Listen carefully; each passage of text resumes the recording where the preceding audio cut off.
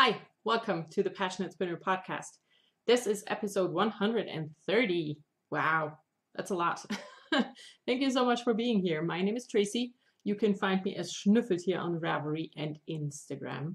There is a Ravelry group over on Ravelry, and there's lots of fun stuff going on over there. So go over, check it out, and I will post show notes over there as well. And yeah, thank you so much for being here. I've started this podcast 4.5 years ago now, when I was pregnant with my son. And I just reached 3,000 subscribers, which is incredible and makes me very happy. So thank you so much for watching what I have to tell and to show. Okay, I have lots of stuff to talk about today. First of all, what I'm wearing is also the one thing I have for knitting in the past, and you have not seen it. Because my last podcast was 3 weeks ago, but I was away and I did film an episode in between. But what I'm wearing is the PassioKnit by Stephen West. The pattern is published as an individual pattern download, but it's also in his book. And it's this pattern. It looks like this. And I only have the book version, and here is a illustration. And I knit this during my travels to woolen because I wanted to have something super easy on the needles. And also I didn't want to purl a lot because the Meredimo was ready for being separated for front and back. That meant purling. And the window to my sole is stuck in a cardigan, which means it's a lot of purling as well. And this is garter stitch. So I decided to cast this project on and take this with me to avoid having to purl a lot when I'm away. So like I said, this is the PassioKnit by Stephen West. I used cotton sock yarn leftovers, and I'm aware that cotton sock yarn is not something that is very well known outside of Germany. So I brought the full skein to show you what it looks like. This is a Regia cotton sock yarn, and as you can see, it has this white thread going through. That's the cotton, I think. Not quite sure. But the interesting thing about this is the makeup of the yarn, and it is roughly the same for all of these. This one is 41% superwash wool, 34% cotton, and 25% polyamide. And some of them, even in my leftovers, also have elastane in it, so they are stretchy. That will balance out the non-stretchiness of the cotton. So some of these are stretchy, some of these are not. And yeah, I'm going to stand up and show you because I'm really happy with it. So this is the front. Yeah, do it like this. So this is the front. It has these super cool diagonal lines. I used these two pink balls. Well, I'm going to show you the back first. I had a whole bunch of leftovers in all different colors. And then I looked at them again and I thought to myself, I have 2 skeins of this pink here. So what if I did the triangles in the pink? And then I found this pink, purple, blue striped yarn, and there was quite a lot. And I thought, maybe I can do a color blocking thing on the front and use blue for the middle. So I used 2 different blue leftovers for the middle, the striped one, and then the pink on the outside. So when I had that plan finished, I looked at the remainder of my leftovers, and there was a lot of green and blue and some totally different colors. And I decided that would use all the green and blue ones for the back just to make it look a bit more planned out. And I'm super happy with how it turned out. I knit the size medium and I added this stripe on the bottom because it was a bit too short for my liking, but I didn't want it to be any wider because, you know, this is quite wide. It has a lot of positive ease, which is what it's meant to have. So I just used a different leftover that I thought went well with everything and knit about, well, somewhere between 1.5 and 2 inches to the bottom. to make it a bit longer, and I am really happy with how it turned out. This is my 4th West-knits project this year, and I just am really happy with it, and I already have stuff to ready to go for my next project. So I mean West-knits project, that is. Sorry, I'm talking really fast. Okay, I'm gonna try to slow it down. This is all garter.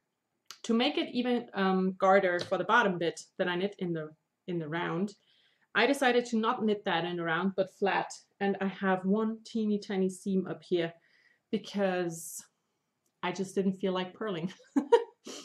The edges are all done with I-cord, and again I used a leftover that I had that had some very pale greens and purple and pinks in it, so I decided to use that because it just went well with the rest. The whole thing is knit on a 3.5mm needle that is a US 4. I'm super happy with it. I can see myself making another one in totally different colors. Maybe, maybe not. I don't know yet. So that's it for knitting in the past. For knitting in the present, I only have one thing, because this took my whole knitting time until 2 days ago when I finished it. So yesterday I dug out the Meredimo again, which, you know, dug out. It's been away for 2 weeks because I was working on this. So the Meredimo is a pattern by Caitlin Hunter. It is this pattern here.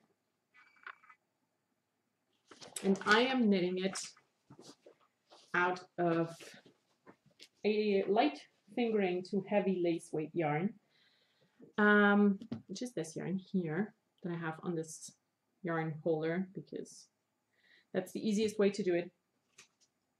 And it is Holst Garn in their Coast base, which is 55% lamb's wool and 45% cotton.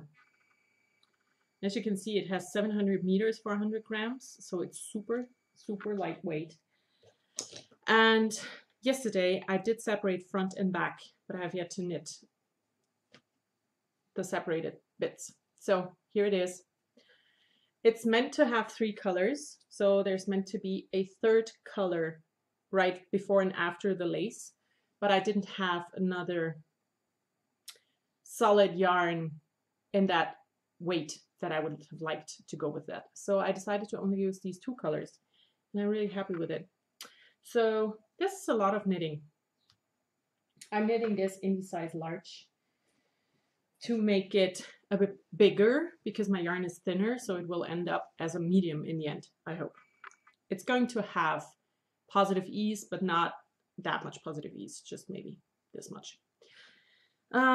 That's also knit on a US 4. That's a 3.5mm needle, and that's definitely my most used needle size. For knitting in the future, I also have one thing that I want to talk about. I have it in my project bag with a bit of weaving that I did. I think I made this last year. The one thing I have for knitting in the future is the Sun Tea by Laura Ehler. And I am knitting this out of the yarn that I got sent to review. And I've been talking about my feelings about this when I showed the yarn first. And my feelings have not changed. I'm going to show you the yarn. So this is the yarn that I got sent. It's Boca Chica. It's a new exclusive yarn base to a Good Yarn in Sarasota, or a Good Yarn Sarasota. I have no idea where that is. It's in Florida. That's all I know. I got these sent for review, and I was talking about my feelings about that because I'm not sure if I like that. First of all, it gives me the have to knit this up feeling that I hate having, because it feels like it's a chore. I have to do it. And also, I feel that there's so many people out there who would benefit more from this than I do. And yeah, I'm going to use this up now because I applied for it. I wanted to give it a try. I'm now going to give it a try. And then I will look or try to find out what I actually want. So when I first talked about this and showed it off, I thought this was a tiny I-cord yarn. It's not, it's cabled. Can you see? These are the 4 strands that make up the yarn, and each of these 4 strands is a 2-ply in itself. So I'm gonna try to separate them a bit further so you can see that these are 4 different little individual plies. So this is very bouncy. You see, it's very springy. I'm excited to knit with this. I really am, and I want to make that top, which is not super easy to begin with, but I think I figured out the size I need to knit, because it's not based on your bust measurement. It's based on your back width, on your shoulder width, with it, which is quite wide for me. So I think I figured it out. So I'm going to start that hopefully today, if I feel like knitting, which I haven't been doing in the last few days. So no spinning. Tour de Fleece starts, I think, next weekend on the 4th, maybe on the 5th, on the 7th. I actually have no idea. It's going to start very soon.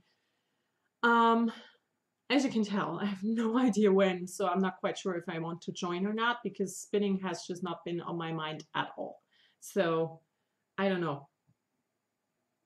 I do have new stuff, which is bad, because I just came home from woolen with a gigantic bag full of yarn, and I did post a video about that, about my woolen experience and my recap and all the things I bought last week.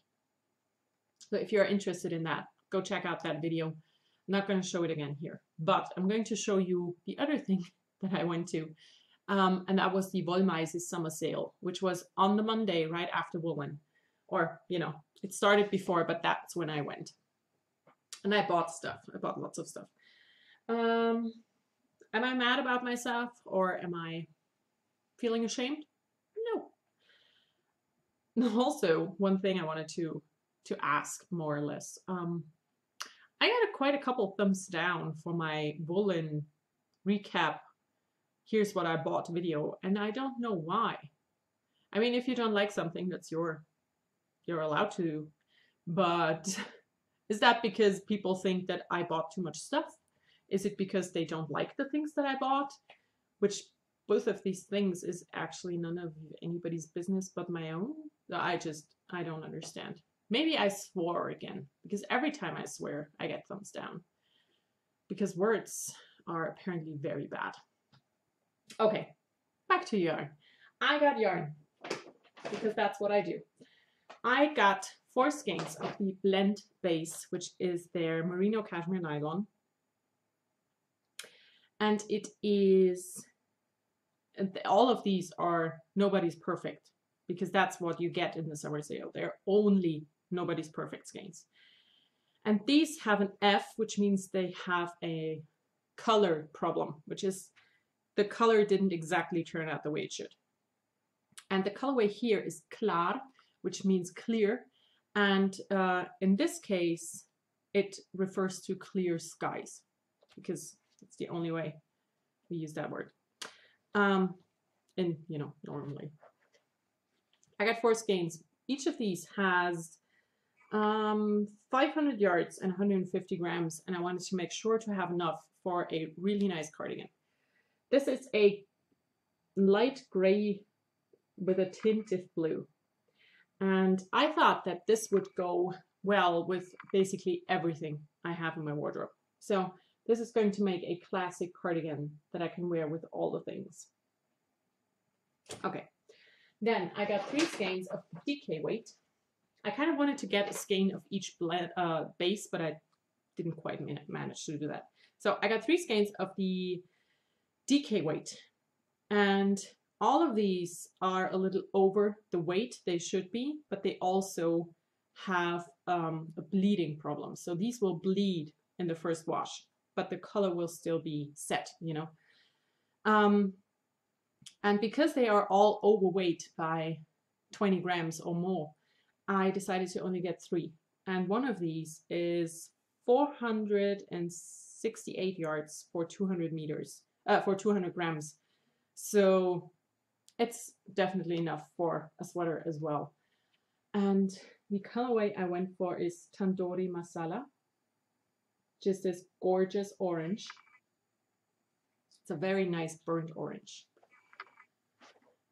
Then I have 2 skeins of the Pure. I thought one of these was twin, but it's not. And I got 2 very bright and obnoxious colors. And I totally blame Stephen West and his class for these because I really bought these to put in as color pops in my upcoming West Knits projects, sweaters and shawls and such. So this one here is called Gesund, which means healthy. This one here is Clementine, which is clementine. So very bright, very weird colors. But I really like them, so I got them. And I got 2 skeins of the lace. So for the summer sale, you should know that all of the yarns are reduced in price. So it's not as bad as it looks. I got this one here, which is a Versuchskaninchen, which means it's a trial colorway. And this is also overweight. So this is gorgeous. It is supposed to be 1,722 yards for 300 grams, but this is 30 grams over. So I have close to 2,000 yards of this, which is definitely enough to knit a nice cardigan. And the other one I got is another Versuchskaninchen, so another trial skein, and it's this. This is denim blue with this gray. So that's my haul from the Wollmeise sale. And I don't know if I talked about this on the podcast before, but I will. As soon as these are all back in their bag, I can talk about my plans for the rest of the year. So I knew that I would be going to Woolen and the Wollmeise sale right after. So a few weeks or a few months ago, I decided that after these 2 events, I would not buy anything for the remainder of the year unless I can buy in person. I do not want to online shop yarn or fiber project bags, which, you know, I make myself. And I did order one yesterday because I think it's amazing and I can't make it myself because you will see when it gets here. And I really want to do that. I also want to expand that to books because I have a million books that I have not read. I do not, however, extend this to patterns because I want to use the yarn that I have, but I want to use it for the perfect pattern. And if a pattern comes along that I think is the perfect thing for something I have in my stash, I'm definitely going to get it. You know, I do not want to not buy anything at all. I just want to be conscious about what I get because I have so much stuff that I just don't need to get anything. So that said, I have something else for new stuff, and it has to do with knitting, but it's not yarn. I got mugs. You have seen me drink out of this, and I'm going to drink again. It's a knitting mug. It looks like this. I got this from Hocus Pocus Crafts. She is a German, and she makes beautiful mugs. I have 2 other ones. And then I have these 2 yarny ones because I couldn't decide if I wanted to have yellow or brown. And also my husband loves handmade mugs just as much as I do. So I got both of these. And the yellow one also has Eat, Sleep, Knit carved into it. So can you focus on that? Of course not. So yeah, I'm going to link her shop in the show notes. And you should run over and buy her stuff because her mugs are amazing. And I also got this little tea light when I was there because I think this is beautiful. So yeah, go over buy mugs because they are nice. Okay, now the biggest segment of the week. Reading, listening, watching. I have been reading a lot again. And I know I probably have talked about this before, but reading was my first ever love. And it still is very much my happy place. I wanted to become a book seller.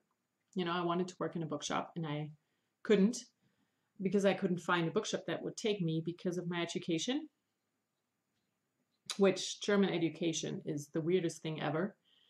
And I can talk about, if you are interested in how German school system works, let me know if you're outside of Germany, and I can talk about that in my next episode, but I won't go into it now. But I couldn't get the job I wanted to have. So I became a teacher instead. So yeah, books have always been my biggest love. I wish I had a tiny, you know, a free little library in my garden facing outwards, so people could just take books.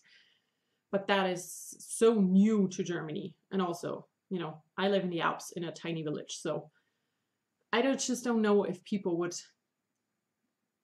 take it. Maybe I will just have to find out. So back to books. I read 3 books since last we talked, and I started a 4th one. So I had my last podcast, and then I had a VKN in the evening, and then I got up on Sunday morning. And I cannot show you the book that I read on that day because I gave it away. Not gave it away. I loaned it to someone. But I do have a picture of the what's the word? The cover. So what I did, I got up on that Sunday, and my husband was away for the weekend with Tim. He was at my mother-in-law's house, so I got to be alone for a bit because, you know, I'm an introvert and I need to have some alone time every now and then. So I got up that morning and said, okay, I have all day to myself. What am I going to do? Do I want to sew, or do I want to knit? Do I want to watch something? Do I want to read? And the weather was really good, so I decided I wanted to read. I took out a book of my shelves, read the first page, and was like, yeah, didn't really speak to me. So I took a different book, and I opened that at 9:30 in the morning, and I closed it at 1:30 at night. And I read the whole thing. It was over 500 pages. And I'm a very slow reader. It takes me about a minute for each page. So I did a lot of reading. I did nothing else. Nothing. I didn't knit a stitch. I didn't watch anything. I just read all day long. And it felt amazing to sit down and just read all day. I used to do that all the time, you know. So the book that I read is called Animant Krams Staubchronik. It's a German book. Sorry, it's not in English. It's from a German author. This is the cover, which is one of the most beautiful covers ever. And I read it, like I said, in one go. And this is a book that you either love or you hate, because it's very well written, but not a lot happens. It's a very slow-paced book where, yeah, not a whole lot is going on. It's about Animant Crumb, and it's taking place in Victorian London. And she is a bookworm. She loves to read, and she just reads a lot of nonfiction. You know, she reads to gain knowledge, basically. And her mother desperately wants to marry her off. And every time her mother thinks she found a suitable match, she is forced to talk to that guy. And every time that guy says something that's, you know, just not true or weird or whatever, she counters that with facts. And, you know, men can be very fragile, so they don't like that. So her mother cannot find a husband for her. And her uncle is working basically in human resources at the university in London. And he visits and complains about the librarian, who is so grumpy and just awful, and nobody wants to work with him, and he cannot find an assistant that can stick for longer than 3 days. So Animant's dad jokes that he should take her because she knows books and she's not easily defeated by anybody. So that happens. She then moves to London with her uncle and works for that super grumpy librarian. And it's basically about, that's the first maybe 40 pages. And then she's there. And it's about her work in the library and her becoming an actual adult. That's it. That's what it's about. And it's, yeah, you either love it or you will hate it because not a lot happens. I loved it. I loved it so much, in fact, that when I finished, I read this book on Sunday, and on Tuesday I started the audio version because I just loved it so much. So yeah, that's that. So after I read Die Staubchronik, I decided to try a different book, and I got one out of my bookshelf that's called Die Achte Wächterin by Meredith McCardle. I'm going to look inside and tell you the English title. It's a time travel book. And yeah, the English title is The Eighth Guardian. So I'm at this point here. I took it out, I read 100 pages, and I'm still not sure if I like it, which after 100 pages is, you know, not the best sign for a book. So I put it away for a bit. So this is basically about a girl whose name I already forgot. I think it's Amanda. It is Amanda. So this book is about Amanda and her recruiting, her being recruited, that's the word, to a secret government agency that does do time travel to make the world a better place, basically. So she, and here's already where I'm starting to not enjoy this book. She's supposed to be 16 years old. She, instead of going to high school, which you go after 8th grade, I think, is that true? She was recruited to Peel Academy, which she had never heard of and she didn't apply to. And she got that letter, her mother got a breakdown, and she went to that school. And that school is not an actual school. It's a spy school where kids get trained to be spies, and they get weapons training and combat training and just infiltrating training, whatever. And so the book starts at their yearly test thing that junior and seniors go through. And the seniors that make the cut will be, you know, taken into CIA, FBI, whatever.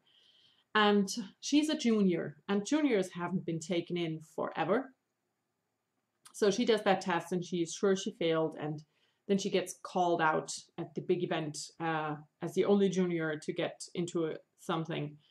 And then she gets into this weird agency she's never heard of. And the guy who takes her, but she has no choice, you know, she cannot say no, because when she entered that school, she signed a contract that made sure she had to go wherever they want to send her, which is definitely a decision that a 15-year-old can make, you know, because that's how life works. So he then tells her she will either join or go into isolation prison for the rest of her life, because she now knows about the agency and no one is supposed to know about it. So she has no choice but to join. So the problem with that is the whole idea behind it, I can get behind. I cannot get behind the idea that this is a, what is she, 17, 18-year-old, and she started spy school when she was 14. That's the part I just say, you know what? No, this does not make sense. It would make sense if she was 25 now, you know, and she had started this after high school when she got into college. But it's the same issue I had with the Six of Crows duology, because it's a book about teenagers behaving like adults in their late 20s, early 30s, and it doesn't make sense. You know, I'm a teacher. I teach teenagers. So I know what they are like. And this is just not real. You know, I know it's a book about time travel, which isn't real in the first place, but that's just a problem I have. I don't like books where young teenagers that are like somewhere between 15 and 19 behave like they're 35. It doesn't make sense to me. And that's the problem I'm having. So I put the book away. I want to read it because I do think the story is good, but I have to just make her 10 years older in my head for it to make sense. So after I put that away, I decided to read something completely different. And I took out this book, which is called Eine Leiche zum Lunch, ein Fall für Montgomery and Primes. This is a book by German authors again, sorry. It's in Victorian England, again, because that's kind of my jam. I like that a lot. And it's about Celeste Montgomery, who is the first ever female, what's the English word? Pathologe. She's the doctor who does autopsies. I can't think of the word. So she's the first woman in her field. And she is paired with Detective Inspector Archibald Primes. And he dislikes this pairing a lot because he thinks it's a punishment from his boss because he has to work with a woman. So we face the sexism of the times, and Celeste is just like, you know what? Fuck you. I'm good at my job. You have to deal with that. And I like that a lot.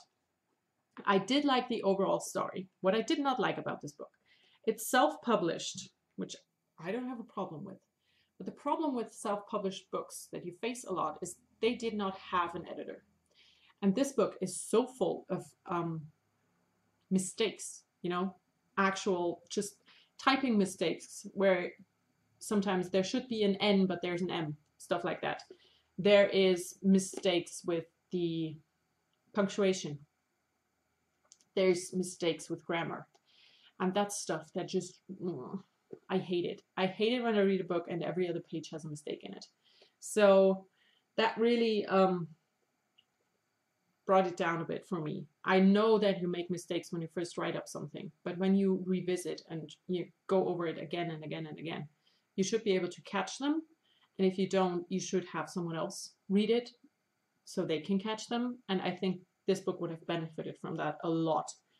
And also, I know that might be a weird thing to say, but I think this would have benefited of having 50 more pages because of a lot of the things just happened too fast and not in a way that made total sense. You know, they got to conclusions without really explaining how, and that's for a crime novel, you know.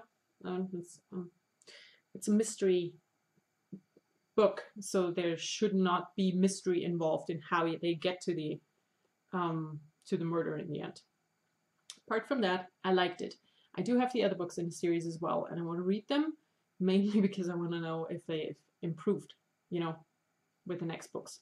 So yeah, I liked it enough to continue the story, but I had my problems with it. So, and then yesterday I read another book. It was the 5th book in a series that I had read the first 4 books in the beginning of the year. And it is a series by Amanda M. Lee. It's the Charlie Rhodes Cozy Mysteries. Where is it? Here it is. It's called The Undead Uproar. And it's like I said, the 5th book in the series. I've read the 4 other books also all within 1 or 2 days. And I started this one yesterday morning and finished in the evening because it was so good. So it's about Charlie Rhodes, and she is a intern or new member to the Legacy Foundation. And that is a foundation. It's a group of people that go everywhere where they think supernatural things have occurred. And this time they go to New Orleans, and there's supposed to be zombies walking around. And they start investigating how this is happening and what's going on, really. and it's just super easy to read, fun. It's a cozy mystery. It's a cozy mystery paired with paranormal urban fantasy, and I really enjoy them. The books. I enjoy them so much that I just downloaded all of the audiobooks, because when I would like a book and I really like the book, I want to revisit, but I'm not a big fan of rereading a book, because if I spend time reading, I want to read something new. But listening is something completely different. If I like an audiobook, I will listen to it 100 times and never get bored. So I downloaded the audiobooks. And speaking of audiobooks, I finished one, which is Animal Crumb's Staubchronik, because I liked it so much. I'm going to show it to you again. So this is the book I listened to completely. And I started other books. Where is it? I started one book so far, and that is Mythos by Stephen Fry. And it's narrated by Stephen Fry, which, you know, it's basically the best scenario ever. So I'm listening to that. And I am totally going to start the Charlie Rhodes series on audiobook today. So that's the books. It's the biggest segment, like I said. I do not have anything for watching, because I didn't watch stuff. I read or listened to audiobooks. For sewing, I do have something. I went to the Woolen Yarn Festival, and I've talked about that a million times now, so you should know. And I made a project bag for it again, because I like to do that as an, you know, not a reminder, but memory? No, I don't know the word. It doesn't come to my mind right now. So I made a project bag, and I made this project bag here. The outer fabric is a canvas. It's a very sturdy fabric. So this pocket, this bag has no interfacing, and it still stands up, as you can see. I'm not touching it. So I used my labels for the first time, my beautiful new labels. So this bag, I just like the size. This held my parachute all the way to the end. It's big enough for that. For the inside, I used my usual lining fabric. And then I thought to myself, now I made a beautiful bag, but it doesn't really scream woolen. You know, for my EYF bags, I always embroider stuff on. But this fabric, I just didn't want to cut out anything and make it into my patchwork style bags, you know, like this one. So what I did instead was I used another piece of these old jeans that I have from my husband, and I did embroidery.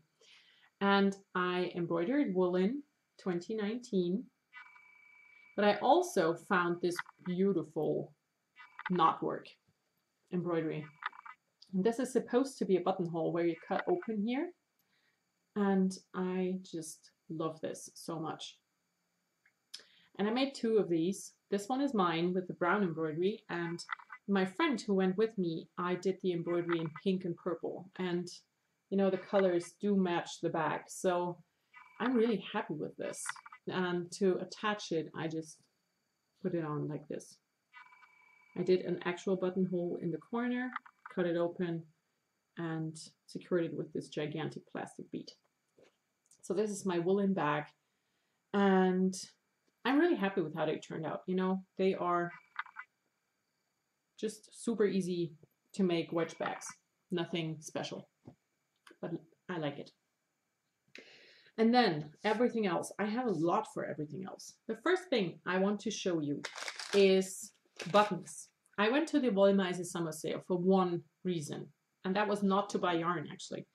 The reason was there was a woman who offered Dorset button classes, and I don't know if there's a different English name for these buttons, because they are not actual Dorset buttons, because the Dorset button, I tried to read up on this, and as far as I have read, the Dorset button is a very specific type of making the buttons, but I could be wrong. So I went to two classes. And I'm going to talk about the German names for the buttons, because there are two distinctly different types. There's Zwirnknopf, which means, I'm not going to even try. There's Posamentenknopf. And the Zwirnknopf, which is the one that's more like a dorset button, has a aluminum ring as a starting point. And the most common type of this button is this. And I have showed buttons like this before because this is the one I have already made before. So that's the first one I made. The second one was that, I think that's my favorite from this class. It's this one. Come on. Focus. Oh, I really want to show this because this is gorgeous.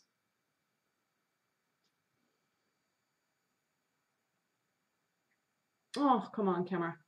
Do it. It's not going to focus, is it? Well, that's a shame. So yeah, this is similarly made, but a bit different. I don't know how to explain it. I can show you probably.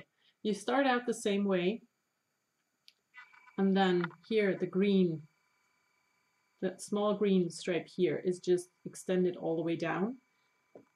And I did that in the black for this one. Now it focused on the other one. Why doesn't it focus on this one? Okay, then I wanted to do a simple one in one color.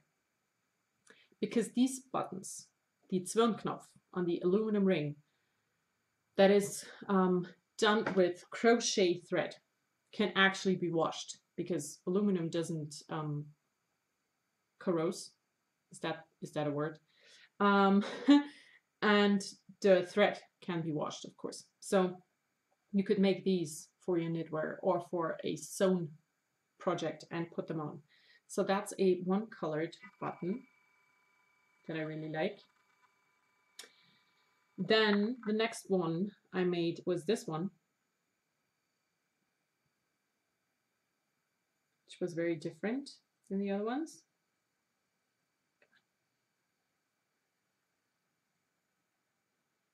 Well, you have to imagine this in a bit sharper. And the last one that I made is what in Germany we call a Wäscheknopf.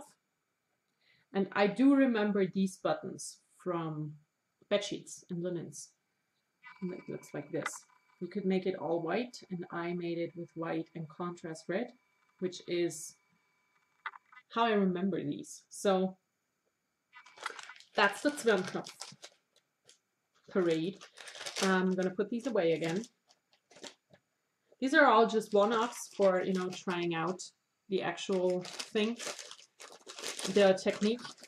And now I'm going to show you the Posamentenknopf. And the big difference is these have a wooden ring, not a ring, a wooden circle. I'm going to have to show you because I don't know how to describe things right now. They don't have a ring, they have this thing inside. Oops. This thing here. Small wooden plate. So you cannot wash these because the wood will just, you know, get all poofy and it will ruin your button. So these were used primarily for the traditional clothing. For Trachten, Dirndl and Lederhosen and everything that comes with these things. So the first one I made is this one here. And this hurts the hands like crazy.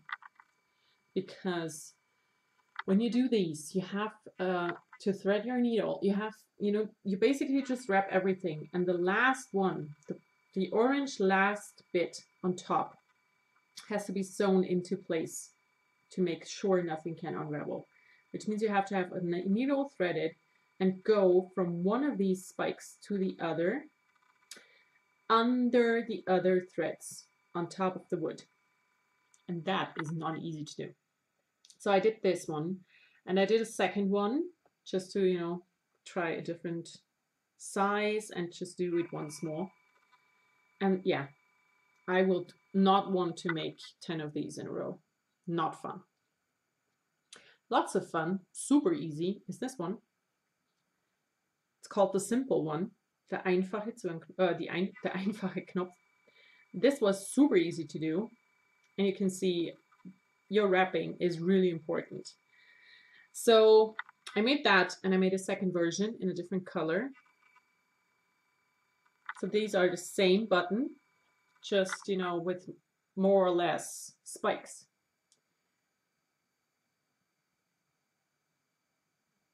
That was super easy. And the easiest of all is my absolute favorite. And it's this one here. This one is called Knopf, which is a city basically 20 minutes away from where I grew up. And I made another one in 70s tastic colors.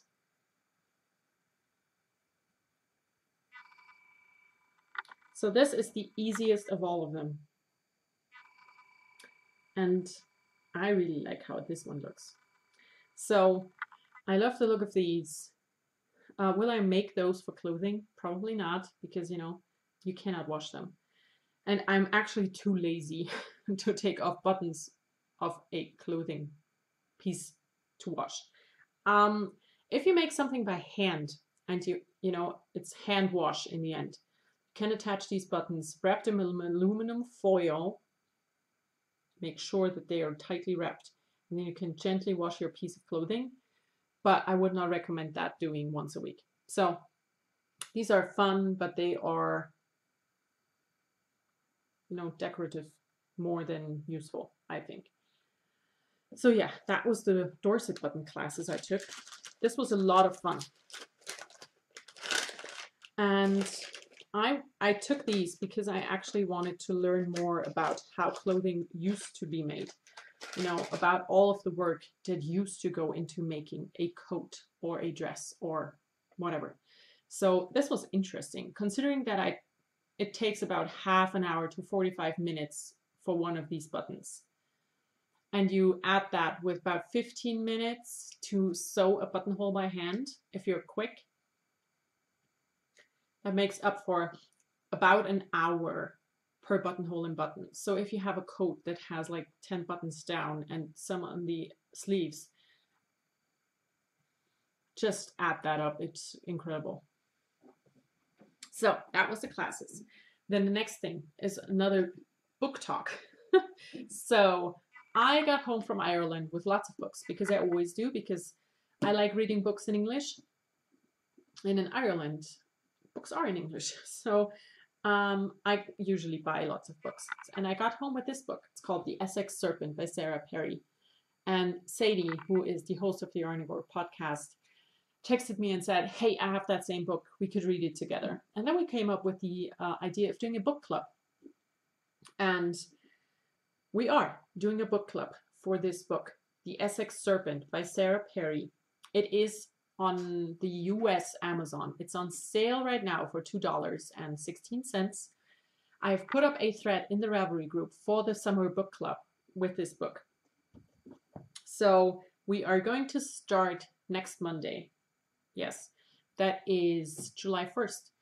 And this book, conveniently, is divided into 4 big parts. So it looks like this. Part 1, Strange News Out of Essex, and that is going to be the reading assignment for week 1. And so we're going to read this book over the course of 4 weeks, because it's divided in 4 big chunks. It has 418 pages, I think, in total. So it's roughly around 100 pages a week. And after each week, I'm going to open a new thread for spoiler talk about the section we read this week. If you have not finished that section, you should just not enter that thread until you have. So this is what we have decided on at the last weekend with the help of Trish and Sue. Thanks to you guys for helping us out. And so all the information about the summer book club and how we're planning to do things is up on the Ravelry group in its own thread that's called Summer Book Club. Because, you know, that's what it is. And yeah, So if you want to join in and read this book, go over there. There's a little summary. I typed up the summary, into the thread so you know what this book is about. And then you can just decide to join or not join. It's up to you. Then, talking about weekends. Next weekend will be on July 6th. That is my dad's birthday.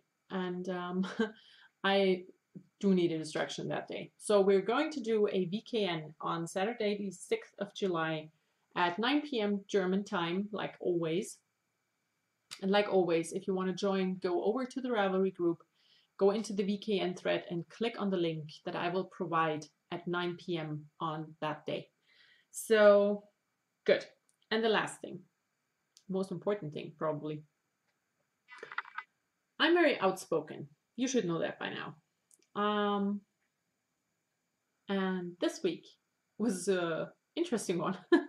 So a few days ago, I saw a tweet from Ravelry where they pointed out that they would ban every open support for Trump and his administration on the boards on Ravelry, and also on patterns, because there's been patterns by one specific designer that's been popping up over and over and over again.